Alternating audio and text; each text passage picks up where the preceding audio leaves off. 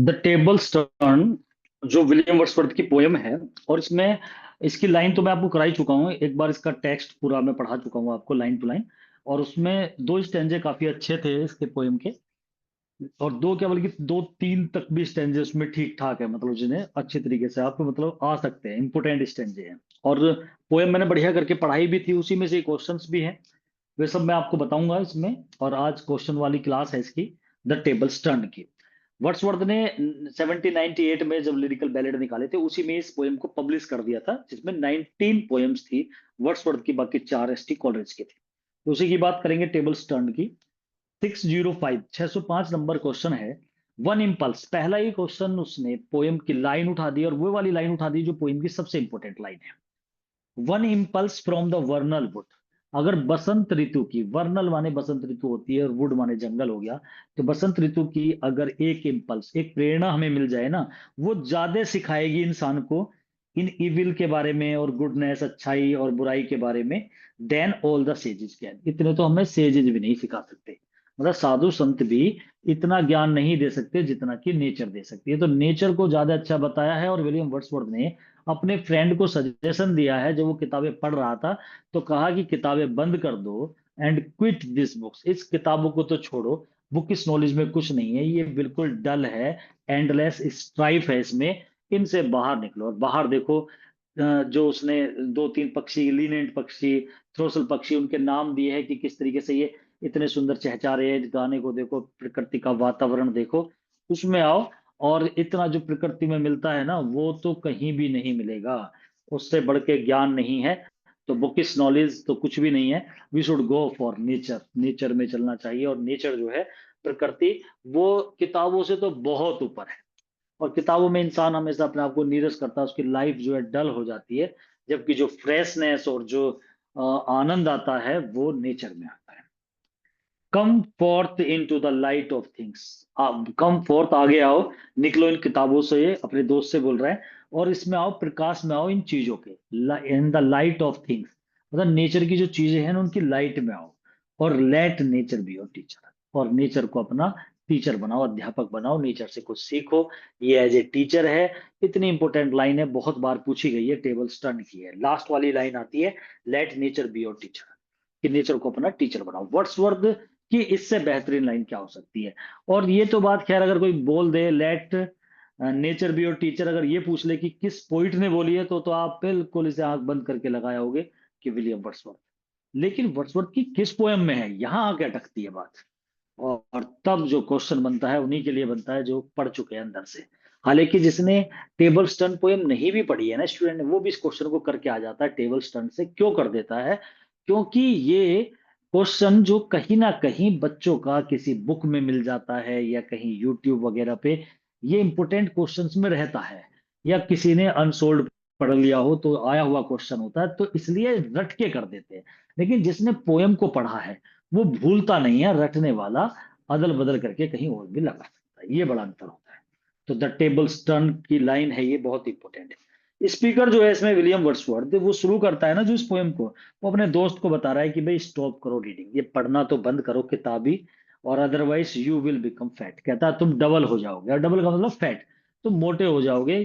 क्योंकि पड़े पड़े बैठे बैठे यहीं पढ़ते रहोगे, तो नेचर में चलो, ये तुम्हारे स्वास्थ्य का भी ध्यान करेगी और तुम्हें ज्ञान भी ज्यादा देगी, ऐसा उसका मानना है। तो प्रकृति में चलना चाहिए हमें।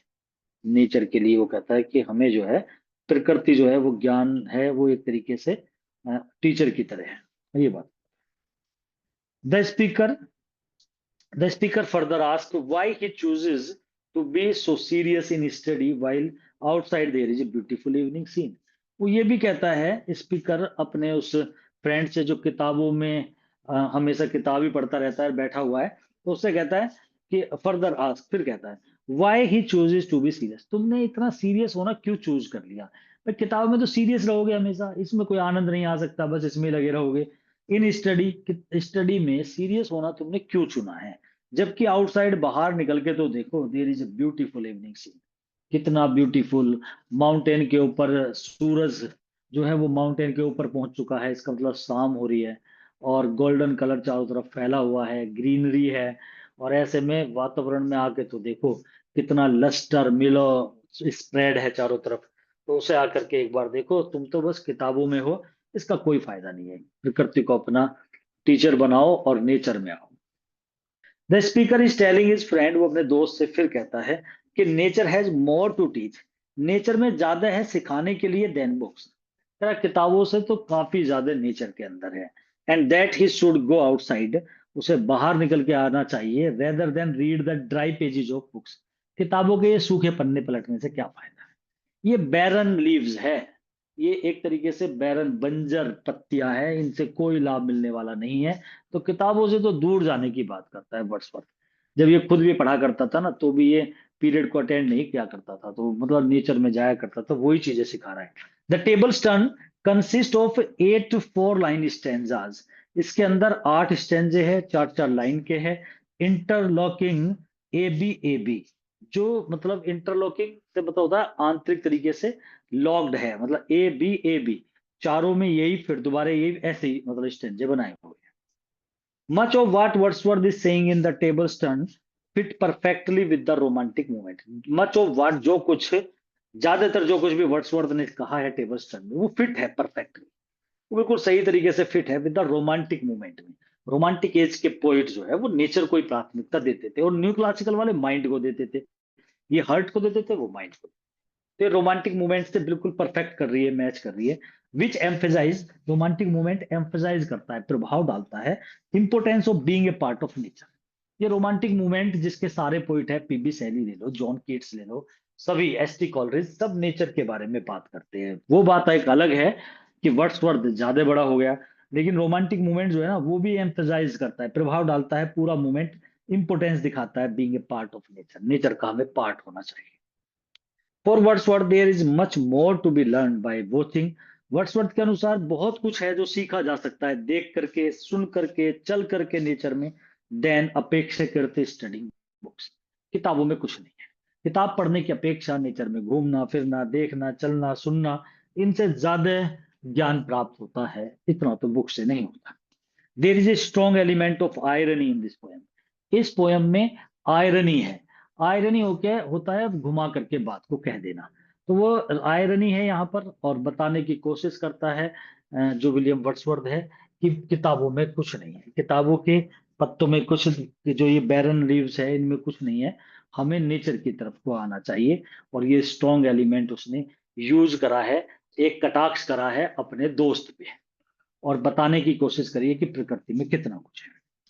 The title of this poem, जो टेबल टर्न है, वो हमें ले जाता है इस कंसेप्ट पे, that we should avoid to books, किताबों को अवॉइड करना चाहिए, और थिंक, सोचना चाहिए about the aspects of nature, nature के पहलुओं पर, नेचर के तत्वों के बारे में सोचना चाहिए। टेबल को टर्न कर दो, टेबल पासा पलटना होता है टेबल टर्न, और पासा पलटने का मतलब ये, दुनिया किताबों में है, किताबों से अलग नेचर में आओ, ऐसा कहना है। वर्ड्सवर्थ का जो सेंट्रल आर्गुमेंट है ना इसमें, मतलब ये देखे क्या बात बोल रहा है, पूरा इसके थीम कह दो, या इसमें जो मेन मुद्दा है पोएम में, वो एक अपील है। वो एक अपील कर रहा है, एम्ब्रेस करना चाह रहा है, नेचर को एम्ब्रेस करो, नेचर से गले मिलो, नेचर में जाओ, एज द अल्टीमेट टीचर की तरह, मतलब एक एक बहुत ही विशिष्ट अध्यापक की तरह नेचर को आप एम्ब्रेस करो, मतलब नेचर ही सब कुछ होना चाहिए।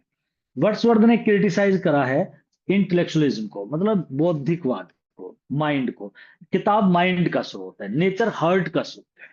तो वर्ड्सवर्थ क्रिटिसाइज करता है इंटेलेक्चुअलिज्म को, रैशनलिज्म, तर्क तर्क लगाना, रैशनलिज्म करना, तार्किक को, इंटेलेक्चुअल बौद्धिक को, इन्हें क्रिटिसाइज करता है। Of the enlightenment area, enlightenment जो एरिया है, एरा है, उसे वो हटाता है, वो रोमांटिक मूवमेंट की बात करता है। तो जो ज्ञान, एनलाइटमेंट होता है जो ज्ञानवर्धक एरिया को खत्म करता है। एम्फेसाइज करता है, एम्फेसाइज करना, प्रभाव डालना, इस बात पे प्रभाव डालता है कि जो किताबें हैं ना, और जो एकेडमिक परस्यूट है, एकेडमिक जो मतलब किताबें हमारे कोर्स की होती है, हाई स्कूल, इंटर, बीए की, परस्यूट माने उसका पीछा करना, एलोन, अकेले बस उसी को ही ध्यान रखना, can not capture the depth of human experience, ये आपको ह्यूमन एक्सपीरियंस एक्सपीरियंस की डेप्थ को कैप्चर नहीं करा सकता, मतलब आप ह्यूमन एक्सपीरियंस को नहीं पकड़ पा सकते by the help of book knowledge, ये कहना विलियम वर्ड्सवर्थ का। द पोइट इम्प्लोर माने वैसे तो गिड़गिड़ाना होता है, यहाँ पे रिक्वेस्ट करना रीडर से, मतलब कह रहा है क्विट हो जाओ, अपनी किताबों से। वो अपने दोस्त को ही नहीं कह रहा, वो आप सबको भी कह रहा है, किताबों से बाहर निकलो एंड स्टेप आउटसाइड, बाहर कदम रखो इनटू द नेचुरल वर्ल्ड। आप प्राकृतिक संसार में जाओ, प्रकृति से भरा हुआ जो ये वर्ल्ड है ना, इसमें कदम रखो। द यूज ऑफ द लीनेंट पक्षी का जिक्र उसने करा है, थ्रोसल का भी करा है। एक सॉन्ग बर्ड है, ये सिंबलाइज करती है जॉय को, इंस्पायरेशन को, जो पाया जाता है in involving oneself in the natural world. Lenient पक्षी का जो इसमें यूज करा है वो इस बात का सिंबल है, खुशी का है और इंस्पायरेशन का है, कि तुम्हें वहां से इंस्पिरेशन मिले, मतलब प्रेरणा मिले। फाउंड इन इन्वॉल्विंग, ये इंस्पिरेशन तुम्हें तब मिलेगी जब आप फाउंड इन इन्वॉल्व हो जाओगे, अपने आप को इन्वॉल्व कर लो इन the natural world.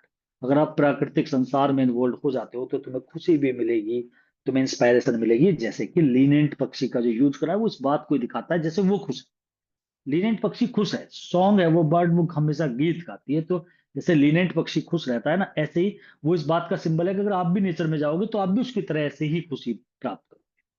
Table stand जो ये पोयम है विलियम वर्ड्सवर्थ ने 1798 में लिखी थी, पब्लिश हुई थी लिरिकल बैलेड के अंदर 1798 में। लिरिकल बैलेड्स जो उसकी पूरा एक पोएम्स का सीक्वेंस है, वहीं पर ये पब्लिश कराई थी। ये पोयम जो mainly about the importance of nature, nature की इंपोर्टेंस बताती है पूरी पोयम। इट सेज, पोयम कहती है कि किताबें जो है ना, ये बैरन लीव्स है, ये एक तरीके से बिल्कुल बंजर पत्तियां हैं जिनमें कोई हरियाली नहीं है, मतलब कुछ नहीं है, खोखली है।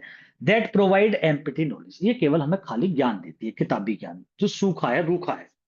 And that nature is the best teacher, और प्रकृति दूसरी तरफ देखे तो वो हमारी टीचर है, which can teach more about human evil and good, जो हम मानवीय बुराई क्या है, अच्छाई क्या है, मोरलिटी क्या है, इनके बारे में बताती है वो प्रकृति है। द पोएम्स मेन मैसेज समझ लो क्या है इसका, one can learn more from nature than from a book, यही बात है असली। इस लाइन में सब कुछ छिप गया, अब आप इस लाइन को पकड़ लो बस, कि ये पोयम ये मैसेज देती है कि एक व्यक्ति ज्यादा सीख सकता है नेचर से किताब की अपेक्षा, ये बात है। वर्ड्सवर्थ डिस्क्राइब करता है कि जो ब्यूटीफुल सॉन्ग्स है ना इनका, बर्ड्स का, लाइक द वुडलैंड लीनेंट एंड थ्रोसल का, उन्हें डिस्क्राइब करा है उसने, गाना दिखाया है, गीत, पक्षी, दो पक्षी दिखाए हैं, एक जंगल में रहने वाला लीनेंट पक्षी है और दूसरी ये चिड़िया है, पक्षी थ्रोसल। इन दोनों को दिखाया है इसने, पूछा जा सकता है कौन से पक्षी का जिक्र है इसमें, इन दोनों का है। The poem does not deny the importance of books, ये जो पोयम है ये इम्पोर्टेंस जो किताब की है उसे डिनाई भी नहीं करती, बट इट ओनली इंडिकेट करती है कि एक्सेस ऑफ एनीथिंग, अगर हम ज्यादा किसी चीज का करते हैं, in the case excessive reading में, कैन बी हार्मफुल, वो हानिकारक होगा। किताबों में ही रहना हर समय ठीक है, किताब पढ़ लो, लेकिन हर समय किताब में रहना ये हानिकारक है, तो हमें नेचर में भी जाना चाहिए। जो बड़ी थीम है इस पोएम की वो है एप्रिसिएशन ऑफ नेचर का, एप्रिशिएट किया गया है, उसकी प्रशंसा की गई है, and importance of practical learning, और दिखाया है जो प्रैक्टिकल व्यवहारिक लर्निंग, ज्ञान, व्यवहारिक ज्ञान कहाँ मिलेगा, एटमोस्फेयर में, वो किताबों में नहीं मिलेगा। तो प्रैक्टिकल लर्निंग को इंपॉर्टेंस दी है इस पोएम के अंदर विलियम वर्ड्सवर्थ ने। तो ये पोएम थी वर्ड्सवर्थ की, और बड़ी इंपॉर्टेंट पोएम थी टेबल स्टर्न। इसमें एक स्टेंजा और एक लाइन, ये दो तो बहुत ही, वर्नल वुड वाला स्टेंजा और let be the nature of your teacher, nature को अपना अध्यापक बनाओ, ये भी बहुत इंपॉर्टेंट लाइन थी इसकी। तो ये पोएम थी इसकी इंपॉर्टेंट, आपको पूरी तैयार करनी है बढ़िया तरीके से, और इसकी जो मैंने वीडियो बनाई है पोएम की लाइन टू लाइन, वो बहुत ज्यादा इंपॉर्टेंट है। क्वेश्चंस उसी में से निकल निकल के क्वेश्चंस भी है, ठीक है ना, तो इस पोएम को ढंग से समझ लेना है।